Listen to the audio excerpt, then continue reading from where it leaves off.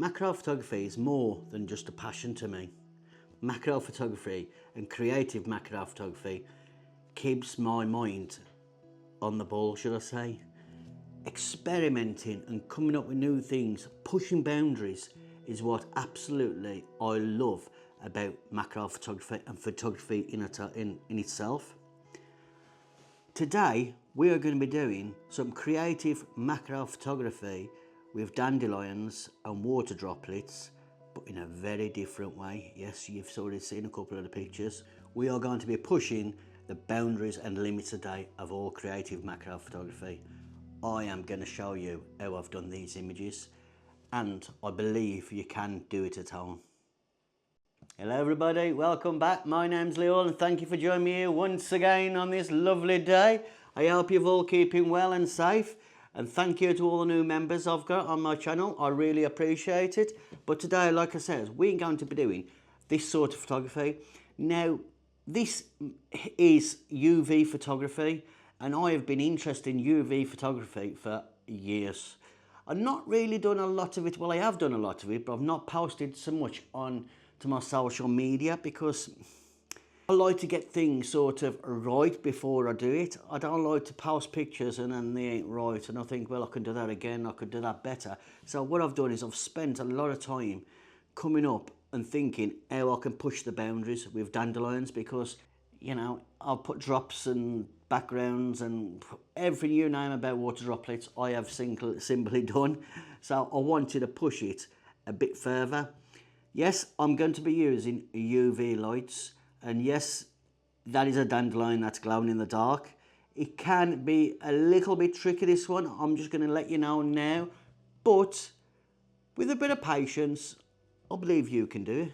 These little things here are dandelions, and every single one of those has been hand painted with the finest of fine brushes and left to dry to cure.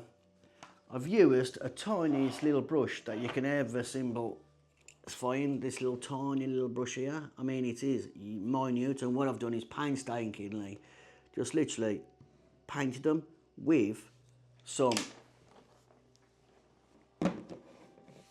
UV paint.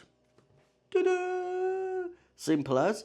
Now, this is acrylic, waterproof acrylic paint, should I say. Now, I have mixed this down with water. All I've done is taken the top off, got a little bit of water, put it inside, and just run it around the side to get it really wet and juicy, and, you know, slides off the brush.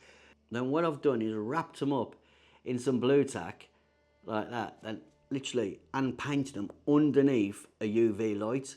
This is how I managed to get these like this. Once it's done and painted, you're laughing, just literally, you know, just leave them to dry and get on with it. Now, the only thing is, you will break a few, because I broke a lot, but I managed to get enough to do a few pictures, and I'm happy with that. I spent time, I'm in no rush to do anything. So like I said, I've got them all lined up here today ready, because I don't want to be doing them while we're taking the pictures. I think I've got here 1, 2, 3, 4, 5, 6, 7 of them ready, so we should get some nice pictures out of the 7. Now, there's one thing I might do. I might have to dull the studio lights down a bit, because we are going to be using UV light. Now, there's different types of UV light you can get. You can buy the cheap ones off Amazon or Temu or whatever you want. Do you know what I mean? They might work, but the only thing is with them, they haven't got the proper filters inside.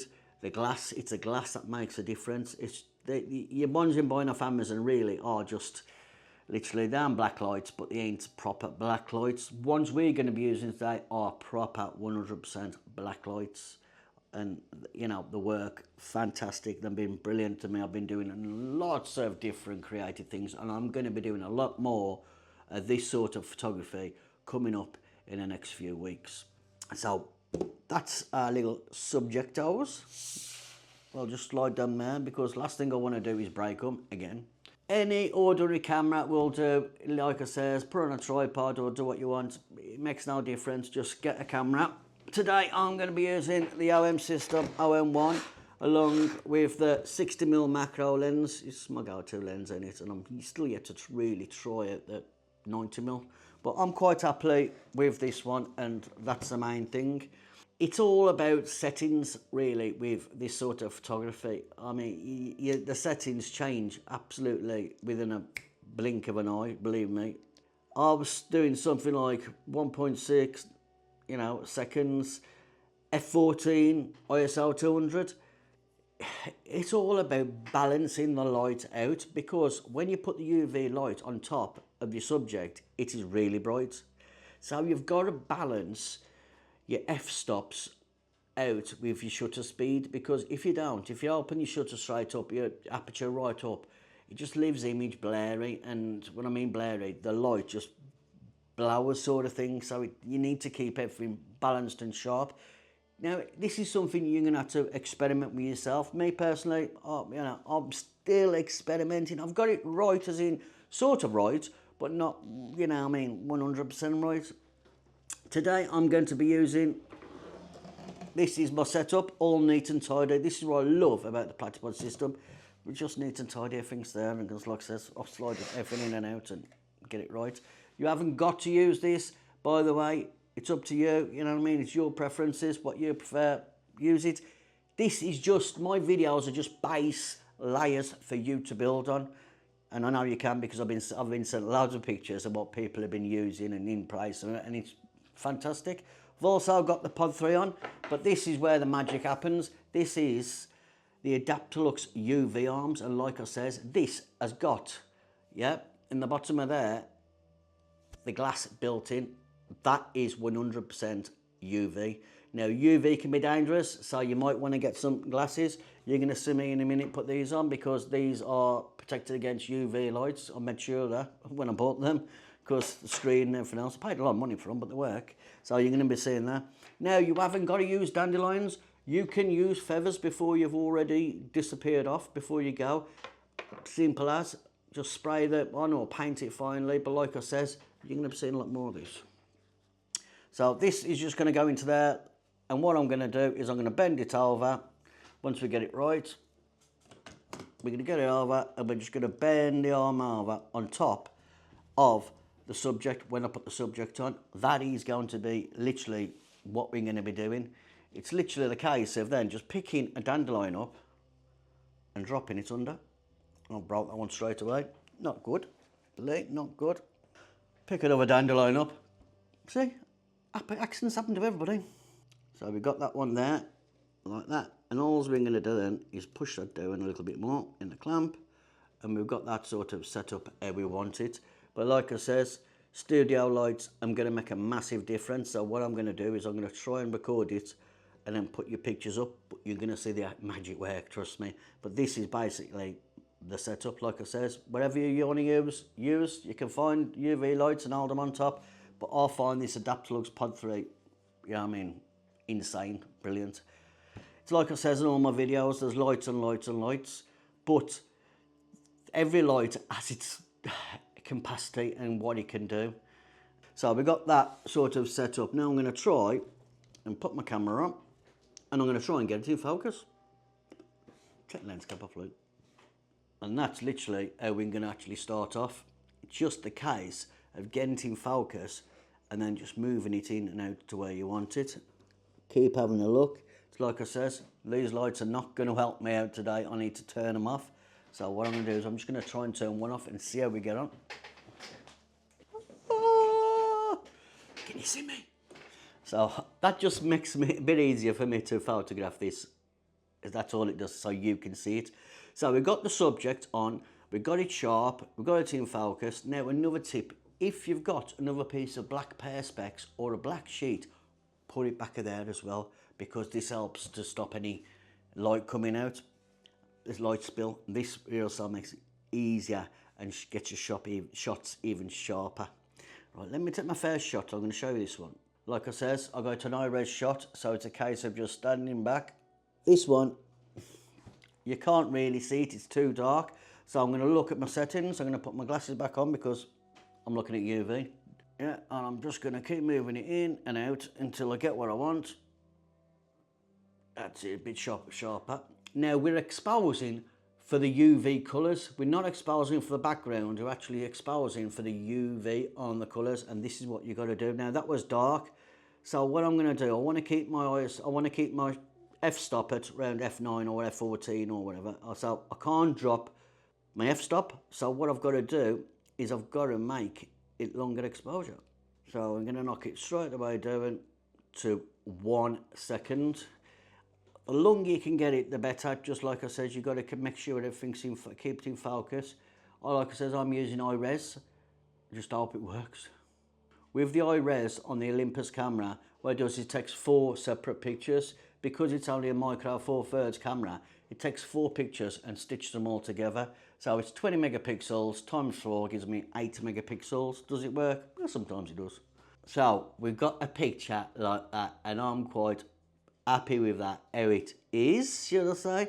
Now I like these pictures better in portrait, so you might want to try that. Now we got this sorted. Now we're going to start adding the magic. We're going to start adding the water drops. Get my trusty syringe. In the dead centre of Dandelion, what I've actually done is put a little drop of UV paint, because this will actually illuminate the light of the water drop up, because the refraction of the light. So this is how I've got them managed to pop some colours out of the water droplets as well along the way. Right, we got that all. I'm going to focus straight back in again. Let's see what we get.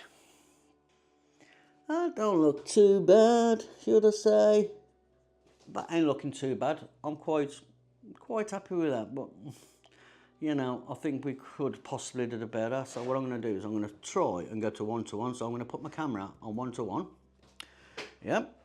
And then we're going to turn this around like that so I can get in closer. Oh, that's better.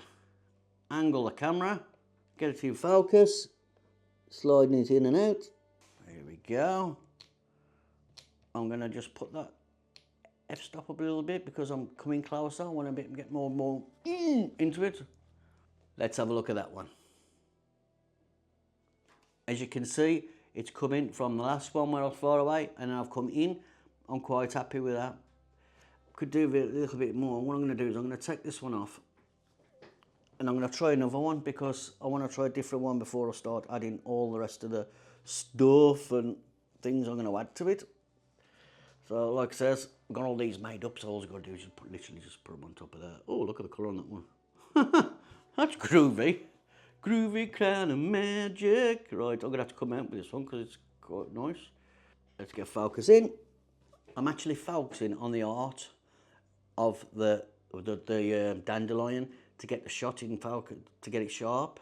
Because it's on such an high exposure, f14, it should pull it through the picture as well. I think that looks quite nice.